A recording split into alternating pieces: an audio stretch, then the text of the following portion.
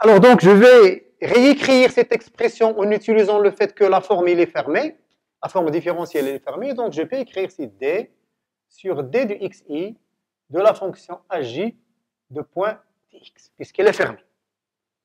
Bien. Alors maintenant, donc cette écriture à quoi égale? C'est la dérivée. Donc je vais écrire de ce côté-là. Voilà, donc je continue toujours l'écriture, donc elle va être égale à AI de Tx plus la somme de J est égale à 1 jusqu'à N.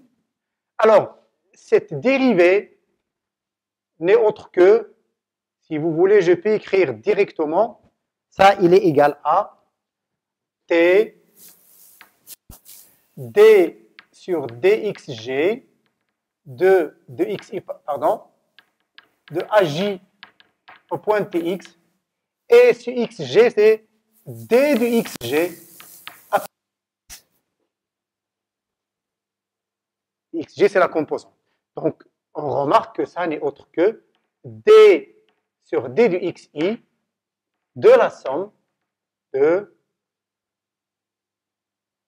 j est égal à 1 jusqu'à n, aj au point tx fois d de xj appliqué à x, et cette expression n'est autre que la forme différentielle oméga tx appliquée à x. D'où, je vais revenir en arrière maintenant.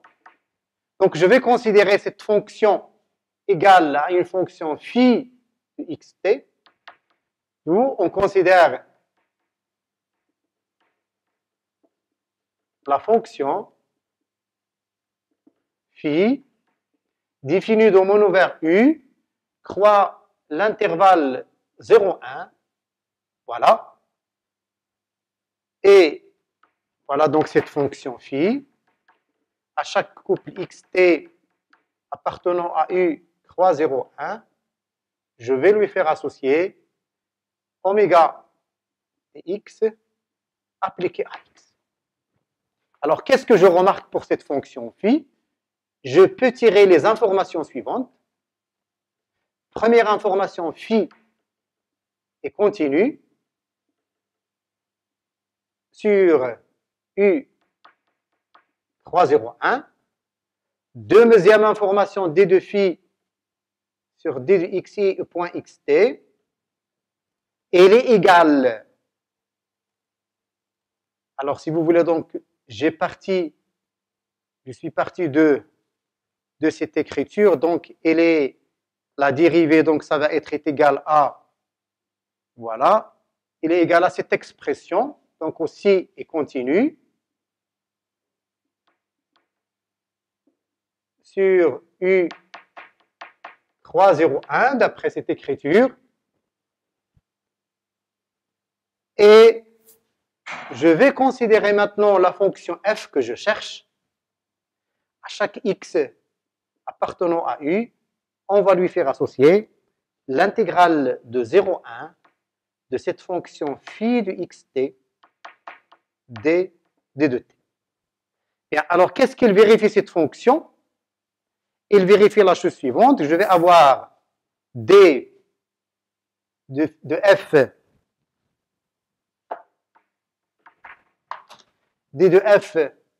sur d de xi au point x égale la dérivée sur d de xi de cette intégrale, phi de xt d de t.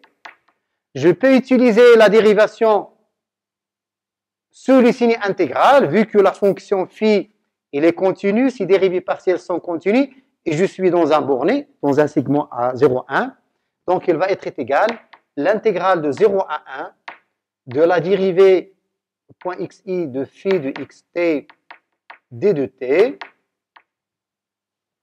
Alors, je reviens à ce qui a été écrit avant, et je déduis que ça, il est exactement égal à l'intégrale de 0 à 1. Cette expression n'est autre que G' de t d de t. Donc, c'est G de t entre t est égal à 0 est égal à 1, et je vais déduire qu'il est égal à I de x. Voilà. Donc, la construction de notre fonction f, elle est déduite à partir de cette fonction phi, qui est égale oméga tx appliqué à x. Voilà. Donc, notre forme différentielle, elle est exacte.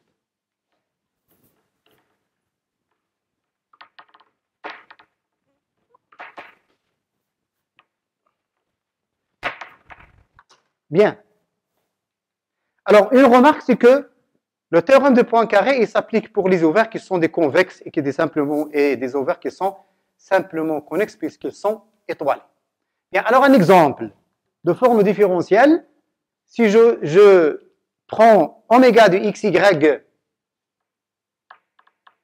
égale, alors je vais commencer par moins y d de x plus x d de y sur x carré plus y carré, et mon ovaire U, c'est l'ensemble des couples xy qui appartiennent à R carré, tel que x supérieur strictement à 0.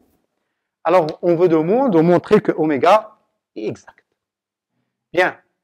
Alors, notre question, c'est montrer que oméga est exact. Alors, on espère utiliser le théorème de Poincaré. Pour cela, nous avons la chose suivante. U, il est étoilé. Il est facile de le voir que U est étoilé par rapport à ce point A, 1, 0. C'est facile de vérifier ça. Et si on ajoute oméga fermé, donc on peut déduire à partir du théorème de Poincaré, donc on va vérifier uniquement que oméga est fermé. Veut dire quoi? Ça veut dire que si je calcule la dérivée partielle par rapport à y de la première composante de ma forme différentielle qui est moins y sur x carré plus y carré, alors je vais obtenir par un calcul simple égal la dérivée partielle par rapport à x de la deuxième composante de x sur x carré plus y carré. C'est un calcul simple à faire. Donc d'après le théorème de Poincaré, ma forme différentielle, elle est exacte. Alors, pour les primitives de oméga, je vais essayer de se donner une primitive f pour la suite.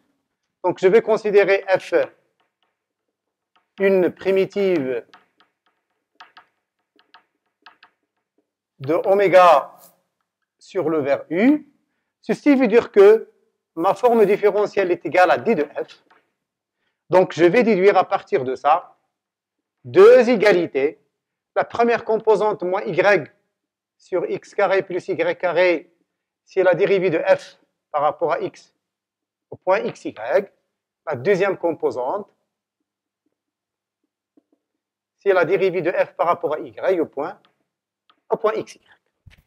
Alors, je vais noter ça, c'est l'équation 1. Ça, c'est l'équation 2. Je commence à intégrer l'une des équations. Donc, je vais intégrer 2, par exemple, 2. Ça va me donner que f de xy, elle va être une primitive de x sur x carré plus y carré d de y plus une constante qui va dépendre de x. Alors, si je calcule cette primitive, donc je factorise par x carré, donc je vais avoir 1 plus y sur x le tout à la puissance 2, et ici c'est 1 sur x d de y plus cx. Et ceci nous donne que cette primitive n'est autre que l'arc tangente de y sur x. Donc c'est arc tangente de y sur x plus une constante c de x. Alors maintenant, je vais chercher les constantes c de x. Je vais rapporter cette expression dans l'écriture 1. Ça veut dire que 1, il va me donner que je dois avoir la dérivée partielle de cette fonction. Donc, dérivée partielle par rapport à x de cette expression arctangente y sur x plus c de x. Elle est égale, d'après 1, à moins y sur x carré plus y carré. Bien, alors par un calcul simple, on déduit que c de x, c'est un calcul simple, il est égal à une constante.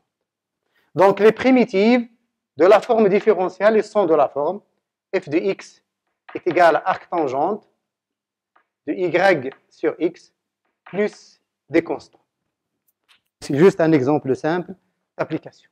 Bien, alors maintenant je vais passer aux intégrales curvilignes. Donc on va se donner un over u de r à la puissance n et une forme différentielle oméga qui a cette écriture, son expression canonique, et une courbe C orientée de classe C1 sur le segment AB qui a cette paramétrisation. Ça veut dire que notre courbe C, elle a cette paramétrisation, donc c'est x1 de t jusqu'à xn de t avec le paramètre t, il est dans le segment AB. Alors, par définition, l'intégrale curviligne de oméga sur la courbe C, c'est exactement cette expression.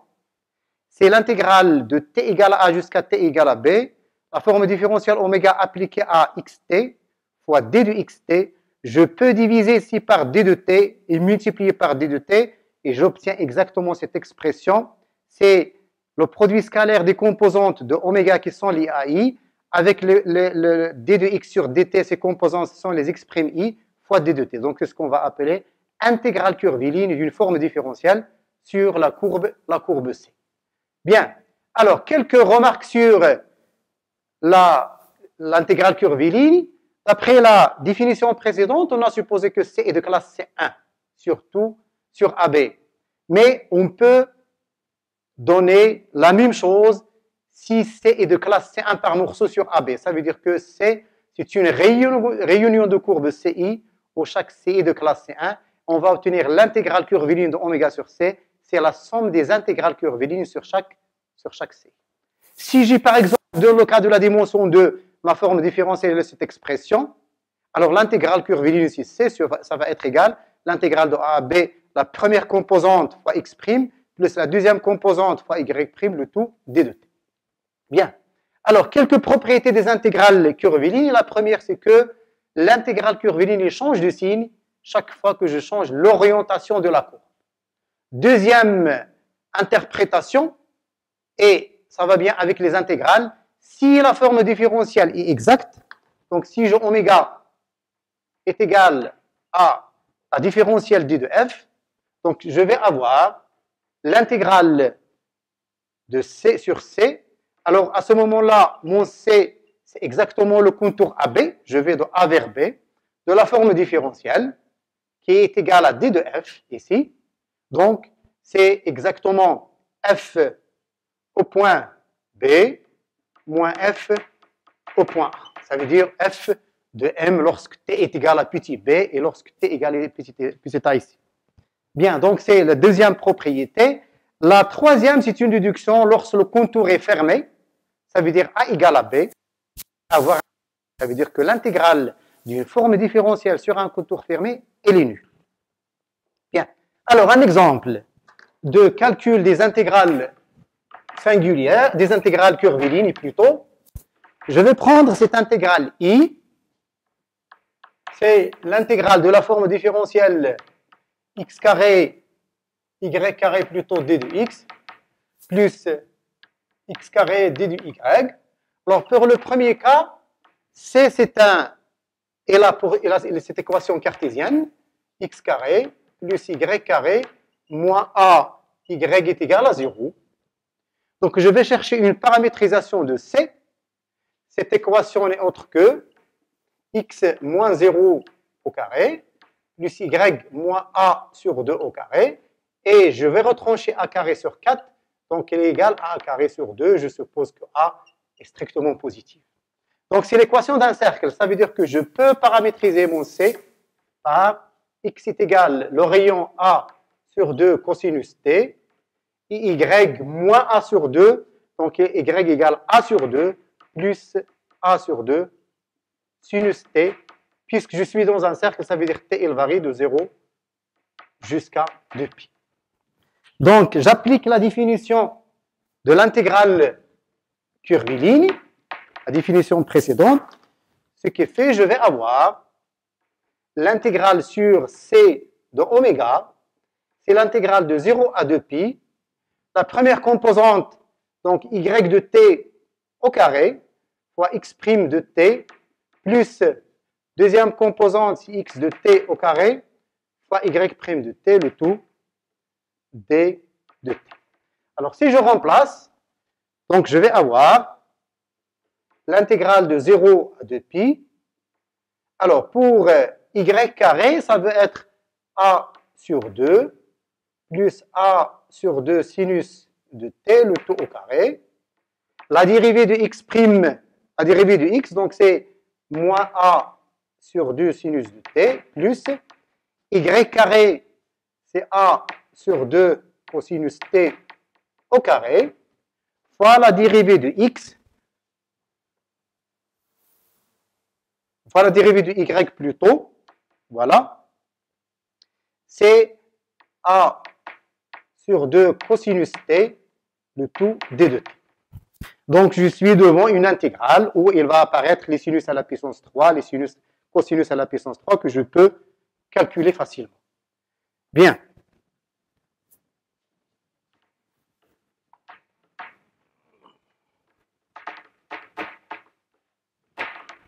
Alors, pour le deuxième cas, c'est l'intégrale toujours de la forme différentielle oméga, mais sur le contour C maintenant. Et là, pour cette équation, donc je peux écrire, ça c'est x sur a avec un moins 1 au carré, plus y sur b avec un moins 1 au carré. Je vais retrancher moins 2, donc égal à 2. Donc c'est l'équation d'une parabole, d'une ellipse plutôt, dans le plan. Donc je peux paramétriser par C, alors x sur a moins 1 égale le rayon, c'est racine de 2 cosinus de t. Y sur b moins 1, racine de 2 sinus de t. Avec t, il est toujours dans l'intervalle 0 de pi. Ça veut dire que n'est autre que x est égal à facteur de 1 plus racine de 2 cosinus de t. Y est égal à b, facteur de 1 plus racine de 2 sinus de t. Avec t dans l'intervalle 0 de pi. Voilà. Et j'applique la définition de l'intégrale curviligne. Donc ça va me donner l'intégrale sur C de ma forme différentielle. Ça va être l'intégrale de 0 jusqu'à 2pi. Alors je vais obtenir y au carré. Donc c'est cette expression b au carré facteur de 1 plus racine de 2 sinus de t au carré, fois x', la dérivée de cette fonction c'est moins a racine de 2 sinus de t, plus x au carré maintenant, donc c'est a carré, facteur de 1 plus racine de 2 cosinus de t au carré, multiplié par y', la dérivée de y, c'est b racine de 2 cosinus de t. Alors, toute cette expression d de 2. Et je continue mes calculs. Donc, c'est une intégrale simple à calculer. Bien. Alors maintenant, je vais passer à un autre point qui concerne plutôt la physique. C'est la circulation d'un champ de vecteurs. Donc, on va parler, au lieu des formes différentielles, des champs de vecteurs. Donc, je vais considérer un champ de vecteurs V continu sur U. Ça veut dire ses composantes sont continues. Ces composantes sont continues. Je suppose que mon champ, il arrive dans R à la puissance N, donc il a N composantes. Et c'est une courbe orientée de classe C1 qui a cette représentation paramétrique. Alors, je vais appeler la circulation de champ V sur la courbe C. C'est exactement cette expression. C'est l'intégrale V en un point M, ça veut dire x1, x2 jusqu'à xn. D de M, c'est l'intégrale de t égale à A jusqu'à t égale à B de vecteur Vm scalaire D de M. Ça, c'est, si vous voulez, c'est un vecteur. Je divise par D de t et je multiplie par D de t et je vais obtenir exactement cette expression. Le produit scalaire de V avec le vecteur dm sur dt qui a les composantes x'1 jusqu'à x', c'est exactement cette expression. Donc, par rapport aux formes différentielles, les composantes VI, ils représentent les composantes AI d'une forme différentielle, et le reste, c'est la même chose pour la circulation d'un champ de vecteurs sur un contour C. Bien, alors, si le champ provient d'un gradient, ça veut dire que V, un champ de vecteurs, on va dire que V dérive d'un potentiel scalaire, ou bien V est un champ de gradient, s'il existe un champ scalaire f sur U tel que V égale gradient de f. Cette expression, il va représenter exactement pour les formes différentielles, une forme différentielle exacte, oméga égale à d de f, pour les champs vectoriels, V égale le gradient d'un champ scalaire f. Bien, alors, pour un champ qui provient, bien, si vous voulez, un champ qui dérive d'un potentiel, en faisant la même chose que pour les formes différentielles, la circulation sur le contour AB, c'est exactement f de B moins f de A. Ça veut dire le champ scalaire f au point B, lorsque petit t égale à petit b, et A, c'est lorsque t égale à petit a. Donc, c'est exactement la même expression. Et si j'ai l'intégrale curviligne sur le contour AB de D de F, c'est F de B moins F de A. Et si j'ai l'intégrale sur le contour AB de mon champ de vecteurs VM D de M, il est égal aussi à F de B moins F de A.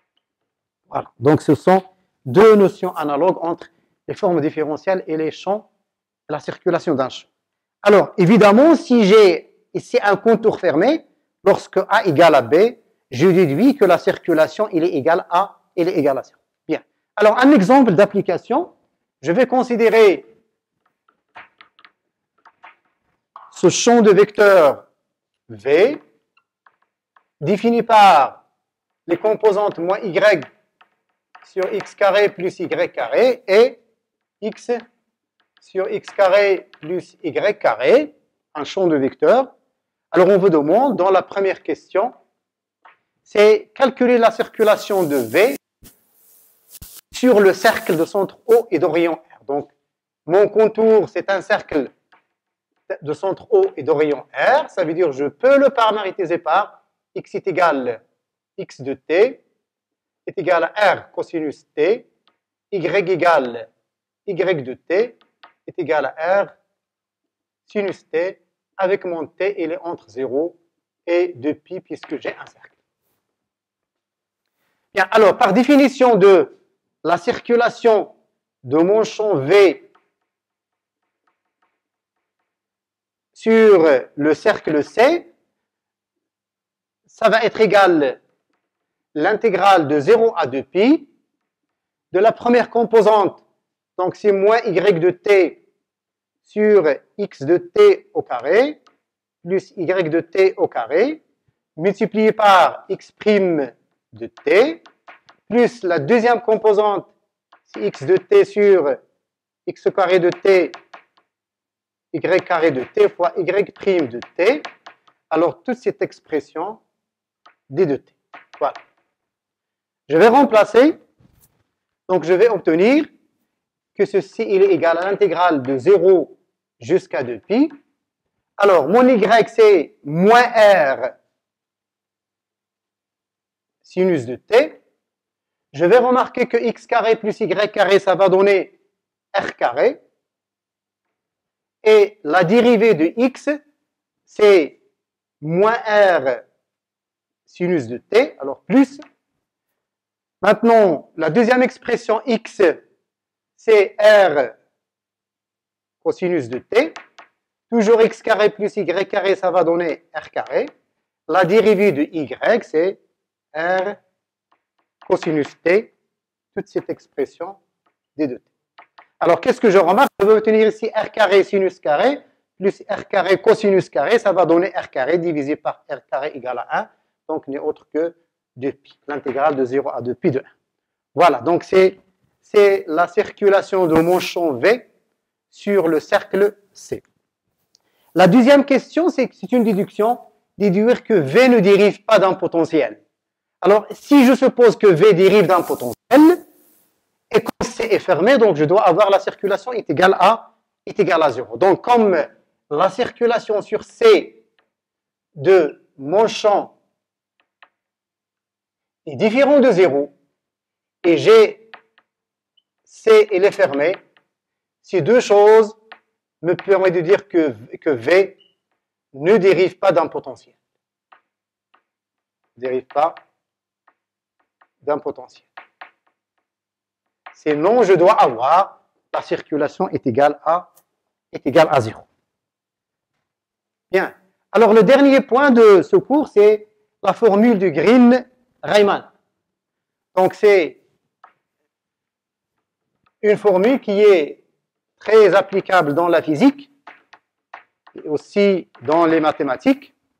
Alors, la formule me dit que si je me donne un ouvert U de R carré, je vais donner la formule dans R carré, et une forme différentielle de classe C1 de cette forme est qu'a un compact de U dont la frontière c'est C, qui est une courbe orientée dans le sens direct et de classe C1.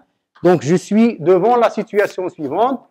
J'ai un ouvert U et je vais considérer un compact de U, un compact K. Et la frontière de K, c'est la courbe C. Alors, donc, c'est la courbe C orientée positivement. La formule de Green me dit que l'intégrale sur la courbe C de la forme différentielle P de xy d de x plus Q de xy d de y n'est autre que l'intégrale sur tout le compact K de cette expression, la dérivée partielle de Q par rapport à x, moins la dérivée partielle de P par rapport à y, d de x, d de y.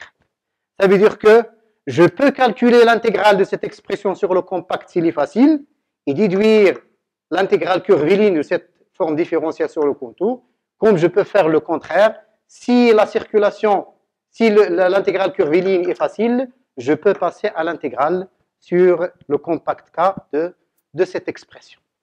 Alors, deux applications importantes pour cette formule de Green. La première, elle nous permet de calculer une surface plane. Si je suppose que K c'est un compact de R carré, donc si je suppose K c'est un compact de R carré, alors délimité par une courbe de classe C1, c'est ma courbe C.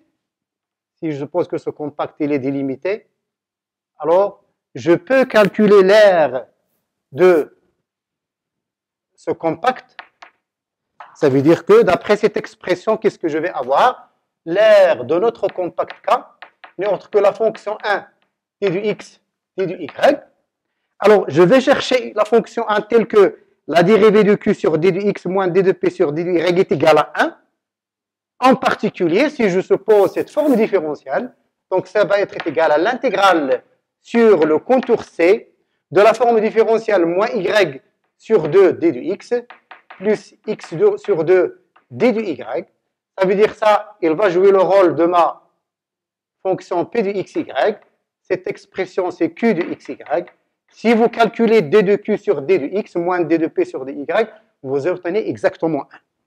Donc, c'est une application pour calculer l'aire d'une surface à partir de l'intégrale curviligne sur la courbe qui le délimite.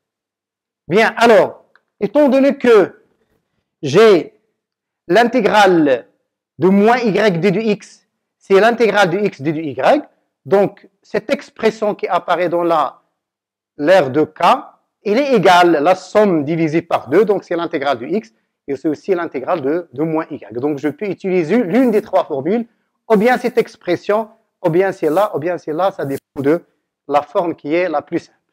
Une deuxième application, c'est calcul de l'aire d'un secteur. Maintenant, je vais supposer que je suis dans la situation suivante. Un secteur délimité par une courbe paramétrée. Je suis dans la situation suivante. Alors, je considère que j'ai un secteur.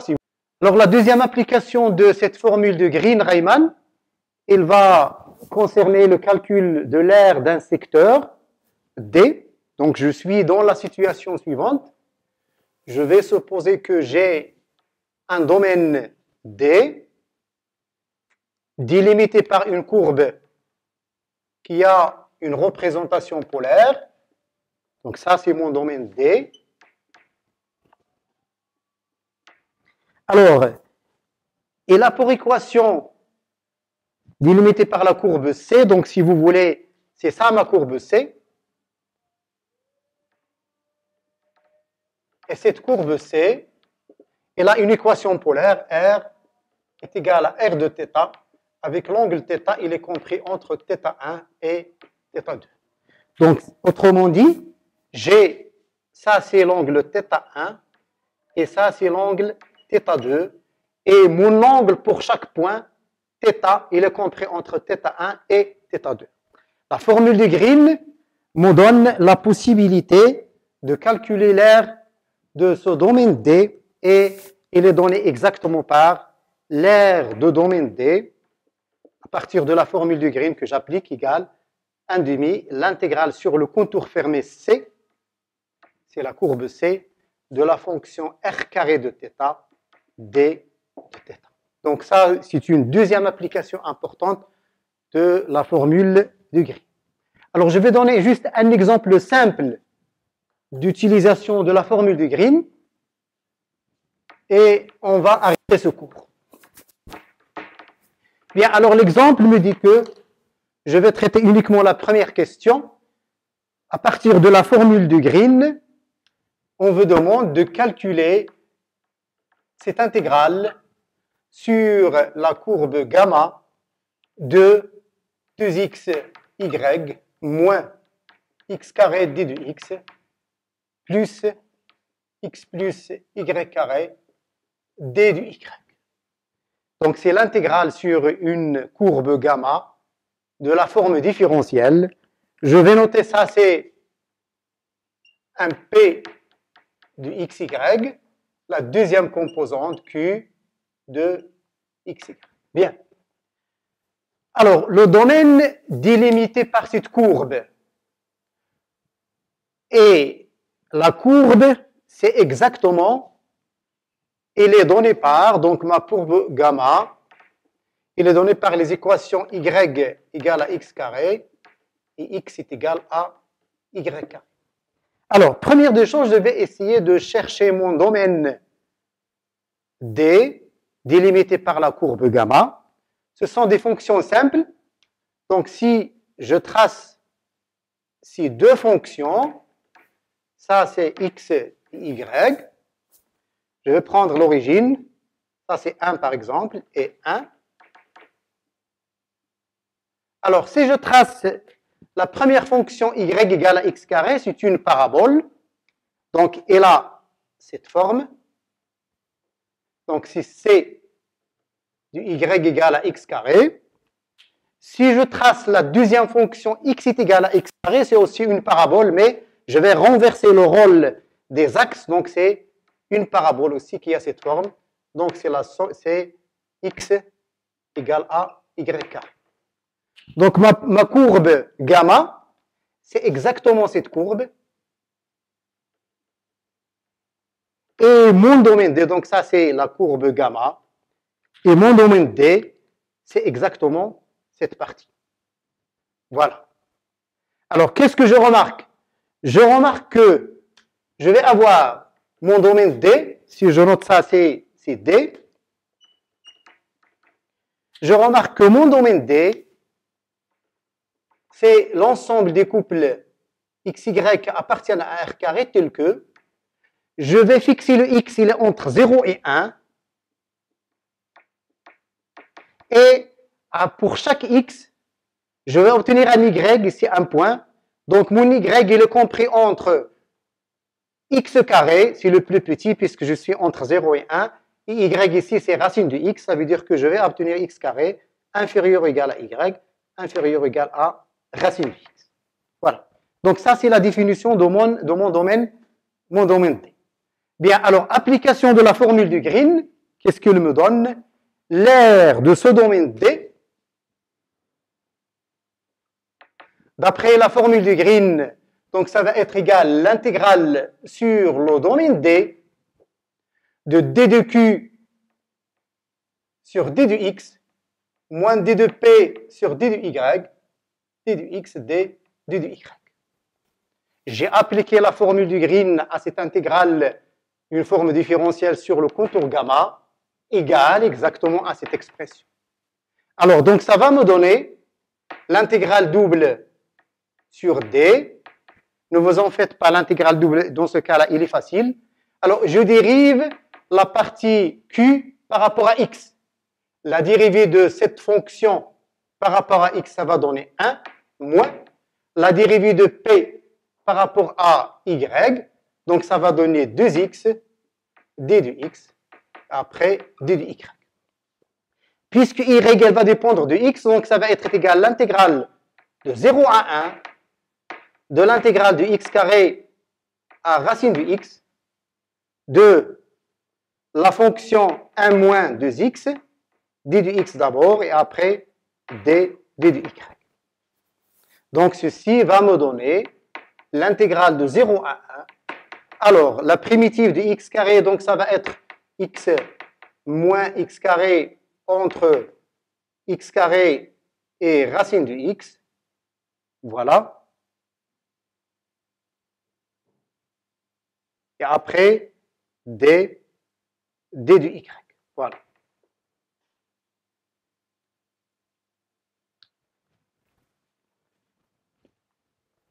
Voilà, donc c'est l'intégrale. Alors, je vais commencer par l'intégrale entre 0 et 1. C'est plutôt le contraire, x entre 0 et 1, donc c'est le contraire ici. Donc, ça va être l'intégrale entre x carré et racine du x, d du y. Et après, l'intégrale de 0 à 1 pour la variable x. Alors, de la fonction 1 moins 2x d de x. Donc, c'est une intégrale maintenant qui est facile à calculer. Voilà, donc, à partir de cette égalité, j'ai obtenu l'aire de mon domaine en continuant les calculs, alors que cette expression, il est un peu difficile à calculer. Donc, la formule de Green, il m'a simplifié la tâche pour calculer l'aire de ce domaine. Voilà, donc c'est la fin de notre cours.